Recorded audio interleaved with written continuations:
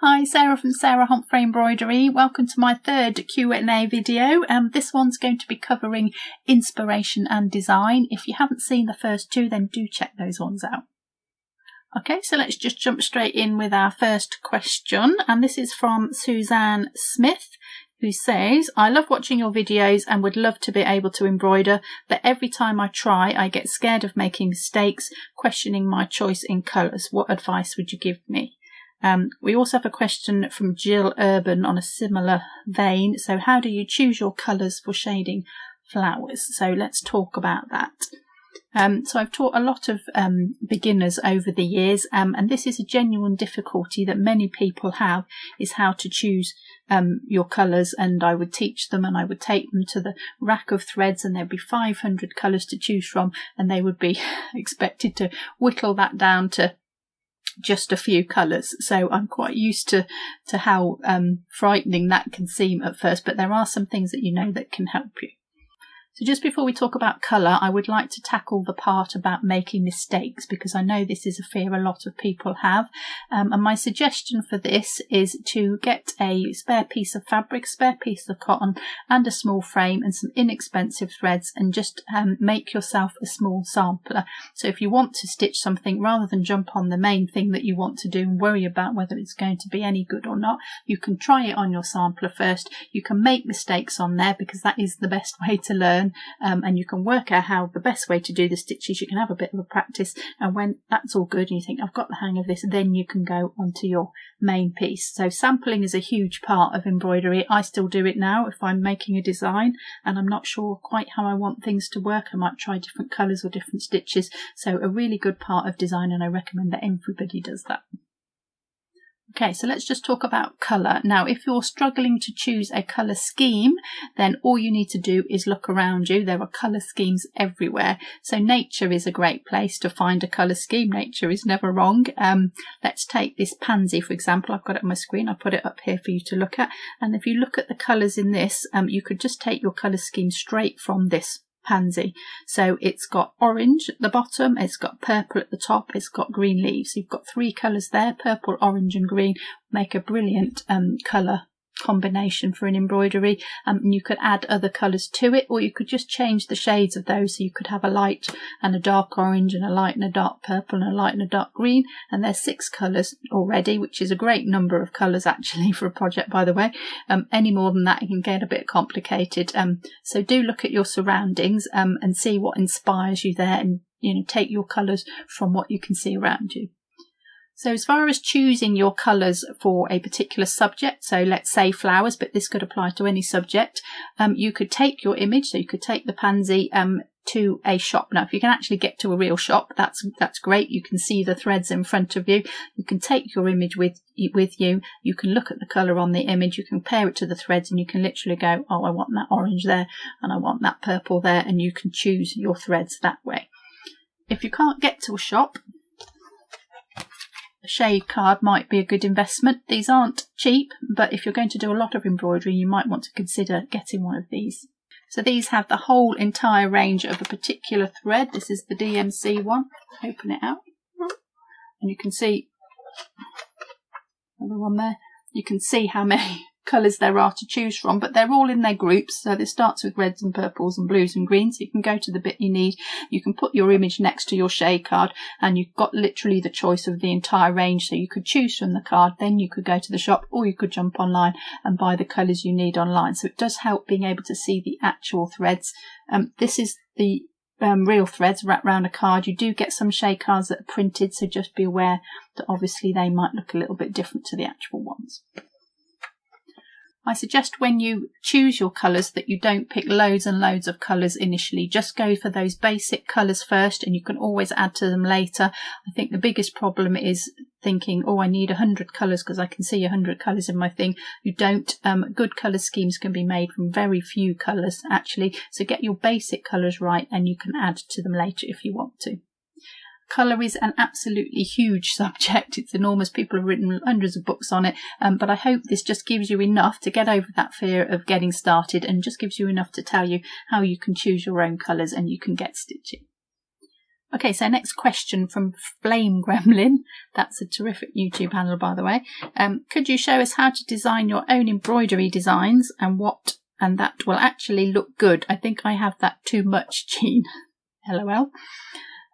Okay, so this is a great time to tell about my other channel. If you haven't seen it, you can see it up here. So Sarah Homfray Creates is going to be much more about this sort of subject, how I design my pieces, how I get my inspiration. And I do already have videos on there covering quite a bit of that. So do check that out if you're interested in designing your own pieces. I show you how to begin the process, what you'll need to know, how to get from an original idea into a finished embroidery. So I go through the whole entire thing on that, and I've even got a video with my sister Caroline on how she does it, because it's very different to the way I do it. So there are lots of ways of doing it, and obviously I can only teach what I know. So she shows us her methods as well, so there's some different ways that you can approach it. So as far as starting to design your own, we'll cover that now. So I think if you can draw, that helps. If you can't, don't panic. You can always trace. What's important, I think, to mention at this stage is that you're tracing your own pictures and your own images, just to avoid any copyright issues that might arise from that. So if you were going out for the day and you were going to a garden, take your camera with you, take your own photographs of flowers and trees and birds and whatever inspires you and work from those photographs when you get home, and then you'll know that that's purely your design. When you take the pictures, you have made those decisions about what you take in the picture, and that's your copyright. You own that copyright to that photograph, and you can work from it. So you can use your photographs when you get home. You can put some tracing paper on. You can trace some outlines of a flower. You can obviously move things around as well. You haven't got to do it exactly as it is in the photo. You could take a flower from that photograph and a leaf from another photograph and a vase from another one, and you could put them together. And if you trace them separately and cut them out or put them on tracing paper, you could lay them on top of each other, and you can move them around, and you can make your own composition. As with colour, it's a very in-depth subject. This is a very whistle-stop tour of it, but that's a great way to start, is to take your own images and trace from those, and that will give you a really good start. One more thing I want to say on this subject is start small. It's easy to get carried away and to do too much. So just pick something simple to start with. You could just pick a flower or a leaf or something like that and try the process with that on its own, so it doesn't get too complicated and you get put off by the whole idea. When you're doing your tracing, something that always helps is to have a stitching head on at the same time, if that makes sense. So you're tracing your design, you're thinking about design, but you're also thinking, how might I stitch this? Because that might influence how you make your design in the first place into what you leave out primarily. So think as you're drawing your lines, what stitch might I use here? Would I fill that in? Would I might make that bit three-dimensional? And that will help you in the design process. So do have that in mind right from the very beginning. So I've got a question from Chrissy Light. So she says, can you give me some practical tips on how to choose the stitches for a design? When it comes to deciding which stitches to use and how to combine them, I spend days deliberating and sometimes even abandon the project because the choice is overwhelming.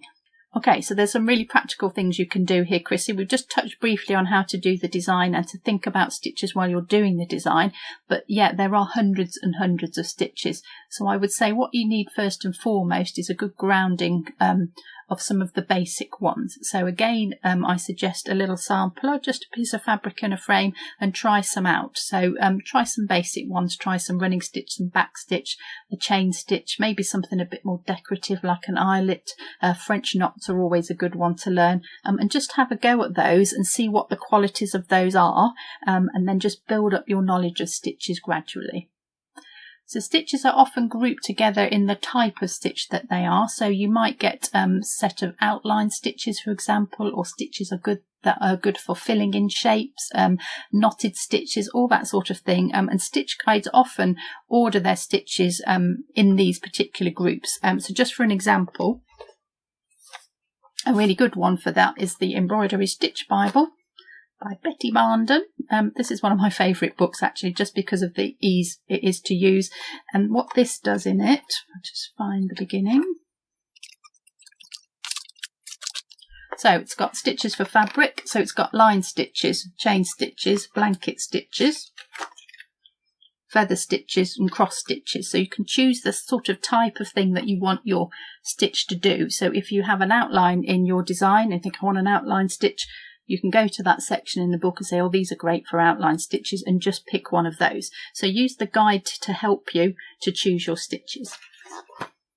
So this is a good time to mention this playlist up here. So this is our bunch of fives playlist, and this is videos all about that very thing. So stitches that are great for specific topics. So we've got 5 stitches for stitching circles, 5 filling stitches, 5 outline stitches. We've got loads of different stitches there. So do check that out, because that will help you to choose the right stitch for the right occasion. You can do a lot with a very few number of stitches, so don't try and get loads and loads of stitches into one piece. Just learn a basic few from your little sampler that you've done, and use those ones till you're familiar with them and you know what to do with them, and then you can add more to it later and build up your stitch knowledge, and then you've got lots more stitches to choose from. So the next question is from Jennifer Champion. Hello from Singapore. Hi Jennifer in Singapore, lovely to have you on board with this. So what books would you recommend for studying embroidery history? So not so much how to do the stitch, but where it comes from and global embroidery culture. Okay, so there are lots of books on that sort of subject, but a really good all-rounder is this tome here. So this is The Art of Embroidery, History of Style and Technique by Lanto, Synge, and this is a great book for mainly European embroidery, the history of European embroidery, but it does also look at the influences and where the influences for that came from, so looking at Asia and the Silk Route and how it all fits in together. So this is a great one if you want a general history on lots of different kinds of embroidery. Put that down because it's heavy.